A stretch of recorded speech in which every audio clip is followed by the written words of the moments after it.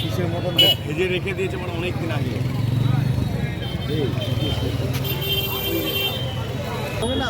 ধরো প্লিজ একটু কথা বলবো স্যার।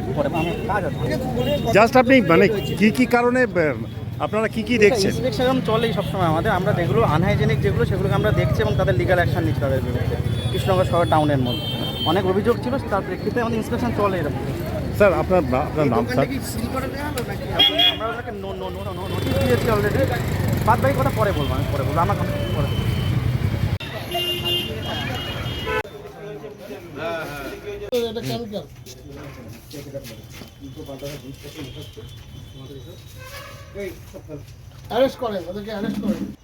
সব খোলো, সব ফেলো। আমাদের ফাইন তো করছি, তোমাদের কি করে আমি ইয়ে করতে হয় তুমি দেখো। 10 লাখ টাকা ফাইন, দিস ভেরি ডেঞ্জারাস। ইয়েকে মানুষকে আনসেফ ফুড খাওয়াচ্ছ।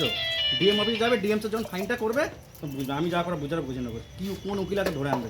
এটা কি আছে বুঝতে হবে? এটা একটা রোজ ওয়াটার, যেটা হচ্ছে ফ্র্যাগনেন্স বলে লেখা আছে। আমরা কোনো item FSSAI food safety and standard authority of India এর লাইসেন্স ছাড়া আমরা কোনো ফ্র্যাগনেন্স বা কোনো ফ্লেভার আমরা ইউজ করতে পারি না।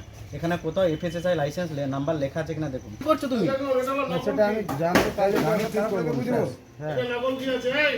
ওটা এই নকল কিটা নেই, যেটা আছে সেটা নেই।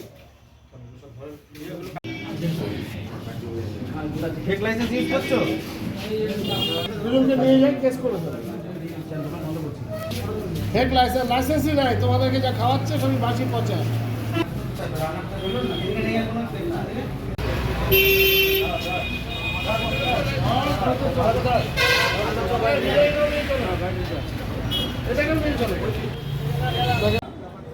খাদ্য নিগমের পক্ষ থেকে কোতোয়ালি থানার সহযোগিতায় কৃষ্ণনগরে একটি বিরিয়ানির দোকানে রেড করলেন এবং তার রান্নাঘর পরীক্ষা করে তিনি কিছু কেমিক্যাল উদ্ধার করে দোকানটিকে বন্ধ করে দেন। আপনারা তো বিরিয়ানি খান, কৃষ্ণ নাগরিক হিসেবে আপনি বিষয়টা কীভাবে দেখছেন? বিষয়টা আমি এটাই আপনার কাছে প্রথম শুনলাম।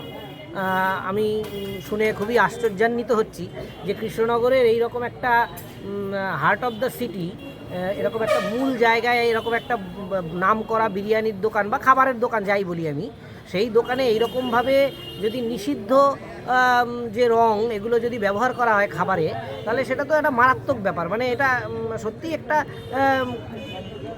মানে ক্ষমার যোগ্য নয়। এটা শুধু রং নয়, এবং এখানে দেখা যাচ্ছে যে পচা মাংসকে টাটকা করার জন্য কেমিক্যাল ইউজ করা হচ্ছে। সেটাই বলছি যে কোনো রকমের কেমিক্যাল ইউজ করা যেটা মানুষের পক্ষে ক্ষতিকর, বিশেষ করে মানে খাবারে এই ধরনের কেমিক্যালের প্রভাব আজকাল এর জন্য ক্যান্সার হচ্ছে, বিভিন্ন রকমের রোগ সৃষ্টি হচ্ছে। সেই বিষয়গুলো তো আরও ত্বরান্বিত করবে। এই যে এটা অবশ্যই দেখা উচিত প্রশাসনের। এই যে সারা কৃষ্ণনগরে এত বিরিয়ানির দোকান গজিয়ে উঠেছে, মানে বিরিয়ানি সহ অন্যান্য আরও খাবারের দোকান, যার সে একটা নির্দিষ্ট একটা নিয়ম মেনে, একটা রেগুলেশন মেনে এদের উপরে একটা নজরদারি অবশ্যই রাখা উচিত আমার মনে হয়। কারণ হচ্ছে যে একটা যদি নজরদারি না রাখা যায়, সবাই ব্যবসায়িক স্বার্থে তার নিজের মুনাফা করার জন্য এবং খাবারকে অনেক আকর্ষণীয়, অনেক সুস্বাদু করার জন্য, লাভ বেশি করার জন্য তারা দেখা যাচ্ছে নিষিদ্ধ বিভিন্ন রকমের কেমিক্যাল মেশাবে, তারপরে পচা বাসি মাংস এইগুলো খাওয়াবে। এগুলো তো ঠিক নয়, এটা একদমই ঠিক নয়। এটা অবশ্যই এটা প্রশাসনিক পদক্ষেপ যদি নিয়ে থাকেন, আমি অবশ্যই বলবো প্রশাসনকে সাধুবাদ জানাবো যে এরকম আরও মানে ভালোভাবে নজরদারি রাখা হোক। আপনি বিরিয়ানি খান তো দোকান থেকে? হ্যাঁ, অবশ্যই খাই। এখন খাবেন?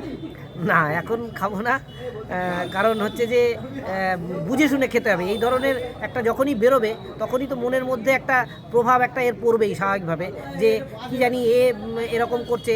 আর অন্য দোকানদারগুলো তারাও যে করছে না তার কোনো প্রমাণ তো আমার কাছে নেই। সবাই একটা ক্ষুদ্র স্বার্থসিদ্ধির আশায় দেখা যাচ্ছে এইরকম করতেই পারে। সেই জন্য অবশ্যই আমার খাবার দাবার বা আমার ফ্যামিলিতে এই ধরনের বাইরে স্ট্রিট ফুড যেটাকে বলছি আমরা, সেই ধরনের খাবার দাবারের প্রতি একটা রেস্ট্রিকশন অবশ্যই আমি টানবো। আপনার নাম? আমার নাম অরূপ সরকার।